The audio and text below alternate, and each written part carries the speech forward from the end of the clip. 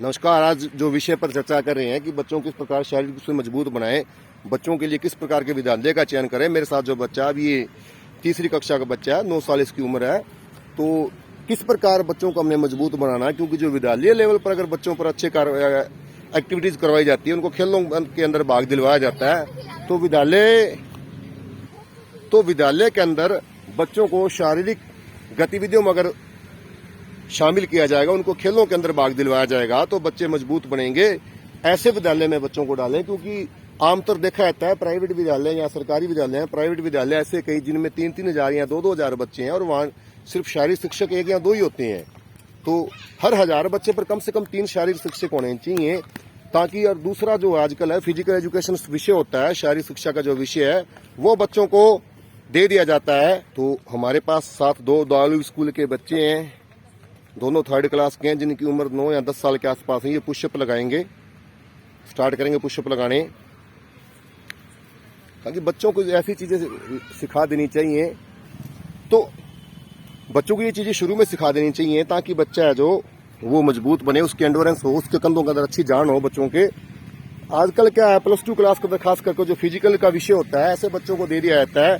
उसका मोटिव एक होता है बच्चों को देना शारीरिक शिक्षा या म्यूजिक की, प्रैक्टिकल में अच्छे नंबर बन जाएंगे और अच्छा स्कोर कर लेंगे, परसेंटेज अच्छी बन जाएगी। ये जो बच्चा है ये 1st क्लास का है, ऋषभ, दालिब स्कूल से। तो बच्चों को ऐसी एक्टिविटी करवाएंगे तो बच्चे मजबूत बनेंगे। तो बच्चे, क्योंकि फिजिकल विषय दे दिया जाता है या म्यूजिक दे दिया जाता है, उसका एक ही मोटिव होता है कि वो अच्छे स्कोर हो जाए प्रैक्टिकल के अंदर, जिससे क्या होगा, प्रैक्टिकल में अच्छा स्कोर होने से उनकी परसेंटेज अच्छी बन जाएगी। तो बच्चों को अगर फिजिकल दी जाती है 1-2 में, तो इस प्रकार हिसाब से देनी चाहिए, ताकि बच्चों को ऐसा पुशअप वगैरह, पुलअप वगैरह उनको कम से कम 7-8 गेम खेल लेते हो, ताकि बच्चा आगे जाकर प्रोफेशनल गेम करना चाहे तो वो गेम कर सकता है।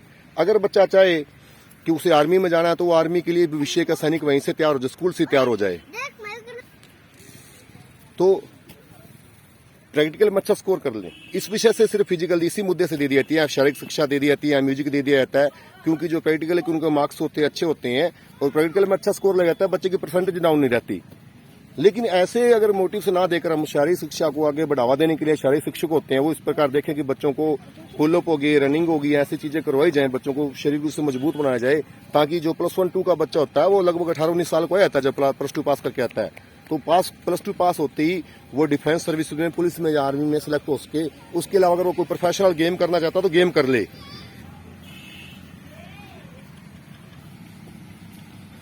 ताकि बच्चे मजबूत बने। अब ये जो बच्चा है ये 3री क्लास का बच्चा है और इसकी 9 साल उम्र है। तो अगर इसी प्रकार बच्चों का बेस बन जाएगा, तभी हमारे ओलंपिक में अच्छे मेडल आएंगे। दूसरा, गवर्नमेंट स्कूलों का जो हाल है, गवर्नमेंट स्कूलों में क्योंकि 1983 पीटीआई की भर्ती जो खारिज कर दी सरकार ने, 1983 वो वैकेंट होगी सीटें, तो 1983 उनमें जो कम हो गए पीटीआई, और उसके अलावा जो पहले भी कमी थी। तो शारीरिक शिक्षा के जो शिक्षकों की भर्ती सरकार के द्वारा समय समय पर नहीं की जाती। प्राइवेट स्कूलों में क्योंकि बजट के हिसाब से उनको गेम का इतना दिया नहीं जाता, स्कूलों में इतना कोई होता नहीं फोकस, किसी एक आधे स्कूल के अंदर होता है। तो शारीरिक शिक्षक जो प्राइवेट स्कूलों में रखे जाते हैं, उनको भी क्योंकि इतना शारीरिक शिक्षा कार्य नहीं करवाए जाते, क्योंकि पीरियड नहीं होते, पढ़ाई पर ज्यादा कंसंट्रेट किया जाता है, खेलों पर कंसंट्रेट नहीं किया जाता। और जरूरी नहीं हर बच्चा खिलाड़ी बनेगा, ये भी जरूरी नहीं कि हर बच्चा IPS IAS बने। कोई बच्चा सेना में जा सकता है अगर शारीरिक उसका दक्षता उसकी अच्छी है, या बच्चा को खेल में आगे जा सकता है। बच्चा कम से कम बीमारियों से बचा रहेगा, आगे उस आने वाले जीवन की जो चुनौतियां हैं उन चुनौतियों से वो बचा रहेगा। अगर खेलों पर ज्यादा जोर दिया जाए स्कूलों में, तो बच्चे कम से कम बीमार नहीं होंगे, स्वस्थ जीवन शैली जिएंगे। आजकल क्योंकि पैकिंग का जो बच्चे ज्यादा खाना खाते हैं, और दूसरा खाने पीने की है नहीं स्कूलों के अंदर। हर स्कूल में जो जितने भी आजकल निजी विद्यालय, सभी विद्यालयों लगभग ऐसे ही लगे हुए हैं, तो बच्चों को थोड़ी सी गर्मी आगे जाके सहन नहीं कर पाते। ना ही बच्चों को ग्राउंड में ज्यादा इतने रहने की आदत रहती है। अगर बच्चा ग्राउंड से जुड़ा रहेगा, ऐसे विद्यालय में पढ़ेगा जहाँ शारीरिक क्रियाएं समय समय पर होती रहती हैं।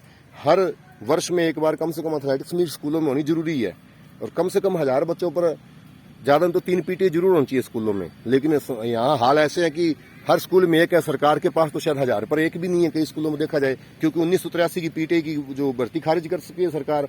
उसके अतिरिक्त दूसरा, जो पहले से ही सीटें हमारे पास वैकेंट थी, जो सीपेड थी, सीपेड का इन्होंने खत्म कर दिया, सीपेड की भर्ती कोई निकाली नहीं है। तो शारीरिक शिक्षा का जो लेवल है, खेलों का लेवल, उस स्कूलों में उठाने पर बल देना चाहिए सरकार को भी, और जो निजी विद्यालय उनको भी, माता पिता को भी कम से कम ये चाहिए कि जैसे आप पढ़ाई के लिए जवाबदेही मांगते हो स्कूल की, वैसे ही आप जवाबदारी इस खेल के लिए भी मांगो, ताकि आपका बच्चा अगर खिलाड़ी ना बने, कोई जरूरी नहीं बच्चा खिलाड़ी ही बनेगा, अगर खिलाड़ी नहीं बनता कम से कम उसका स्वास्थ्य आगे जो सही रहे। बच्चे को हम देखते हैं जब विद्यालय में लगाते हैं, कौन से स्कूल में फ़ोन ले जाने देते हैं बच्चों को, ज़्यादातर बड़े बच्चे होते हैं, क्योंकि जैसे 8th पास करता बच्चा, उसके बाल अलग से कटे होंगे, पैंट उसकी एंकल हो जाती है, मोस्टली बच्चों के अंदर ये गुण आ जाती हैं। अगर हम ऐसे विद्यालयों में रखेंगे जहाँ डिसिप्लिन अच्छा हो या गेम अच्छे होते होंगे जहाँ, तो बच्चा आगे उसके जो सुधरने के चांसेस ज़्यादा रहते हैं, उसका भविष्य आगे सुदृढ़ रहेगा बच्चे का। तो इन चीज़ों पर आज का जो हमारा विषय था, हमने छोटी सी वीडियो बनाई, और किस प्रकार हमें विद्यालय का चयन करना चाहिए और किस प्रकार विद्यालय को प्रयास करने चाहिए खेलों के लिए, सरकार को किस प्रकार करने चाहिए, इस विषय पर हमने चर्चा की। तो आप हमें चैनल को सपोर्ट कीजिए, इसको आप यूट्यूब पर MS Gill physical fitness club के नाम से, और आप फेसबुक पर भी MS Gill physical and fitness club के नाम से फेसबुक पेज पर भी सपोर्ट कर सकते हैं। धन्यवाद।